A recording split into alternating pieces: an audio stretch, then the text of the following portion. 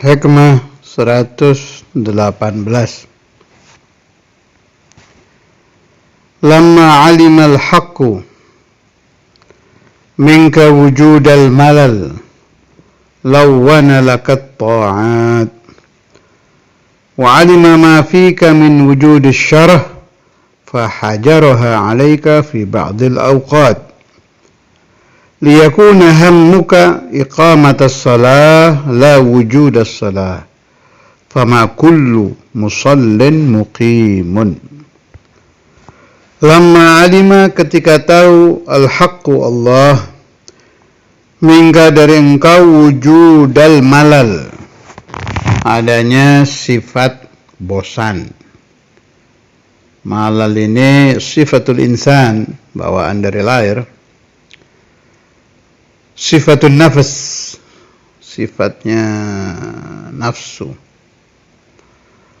Lawana laka ta'at, maka Allah membikin taat itu macam-macam, tidak satu macam.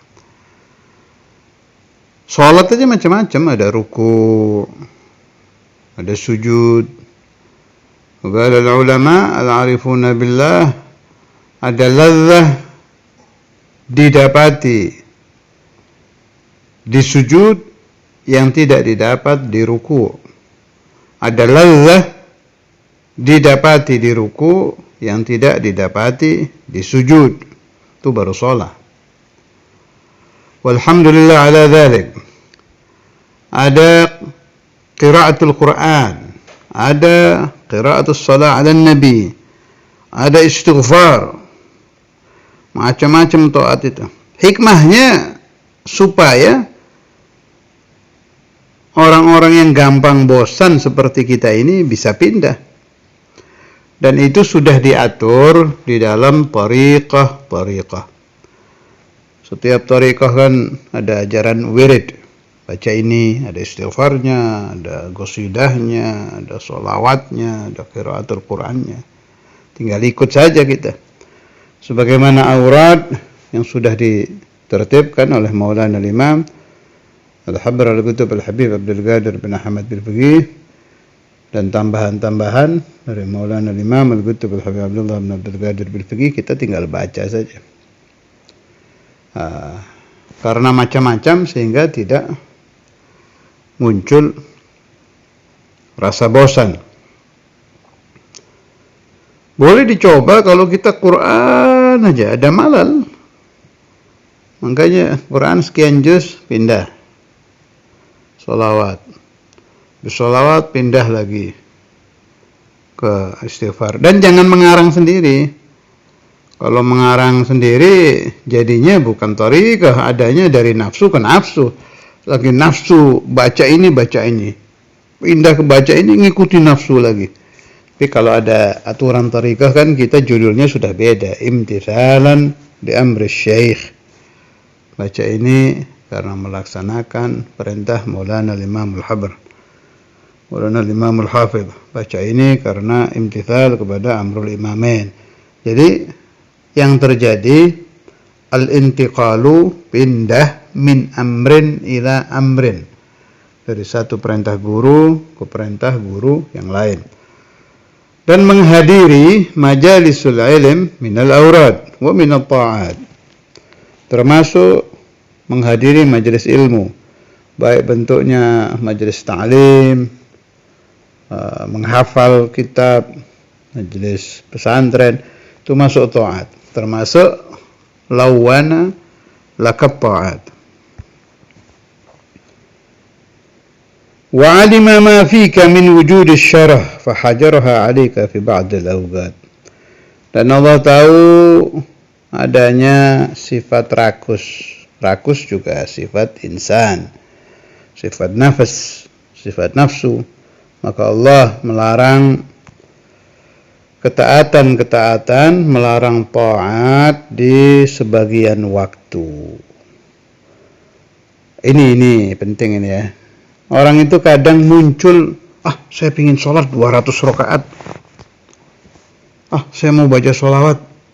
Langsung satu kali duduk 25.000, paling 50.000. saya mau puasa tiap hari.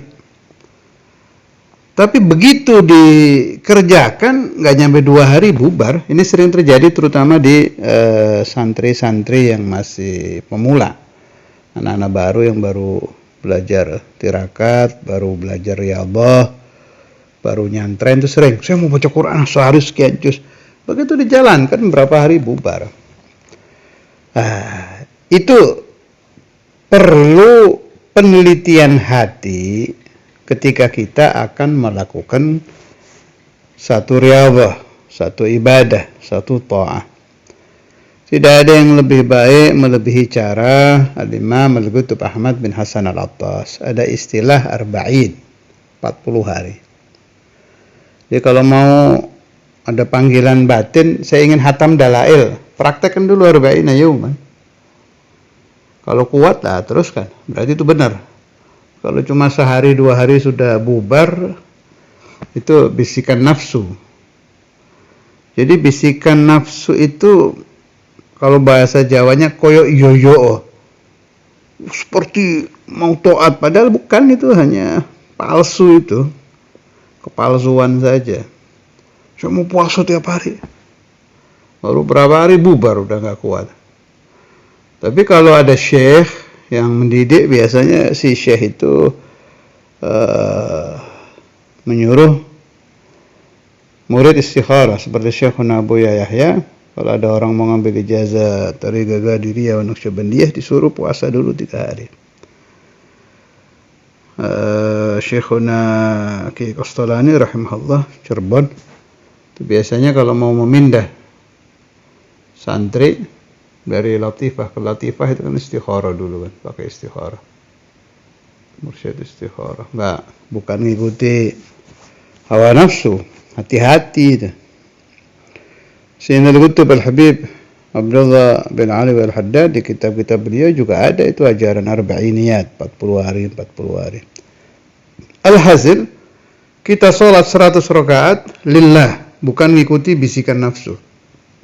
Kita banyak puasa lillah, bukan mengikuti bisikan hawa nafsu.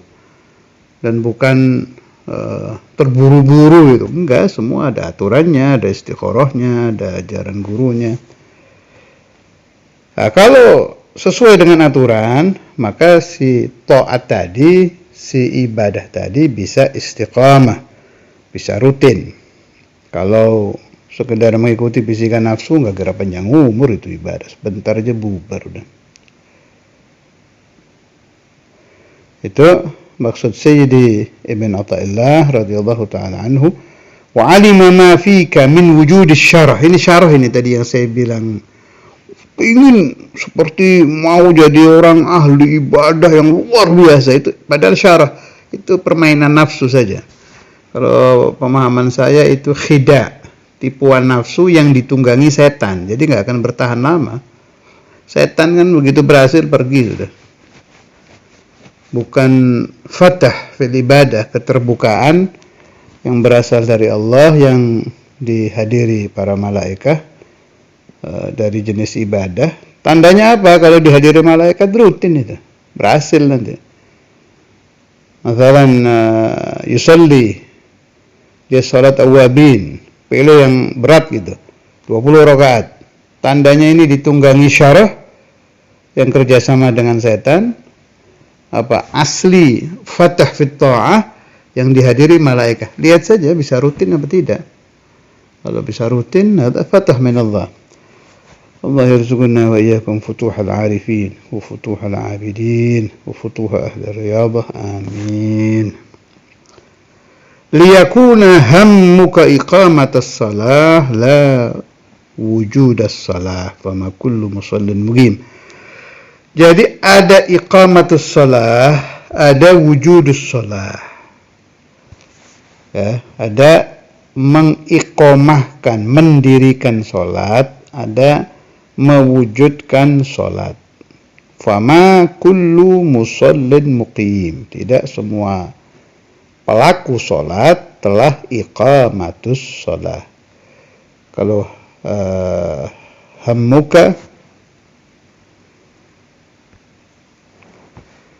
iqamatus salah, pasti Anda akan memperhatikan al-hudur, kehadiran hati, wal khusyuknya hati, apa lagi? Tumanina mah harus.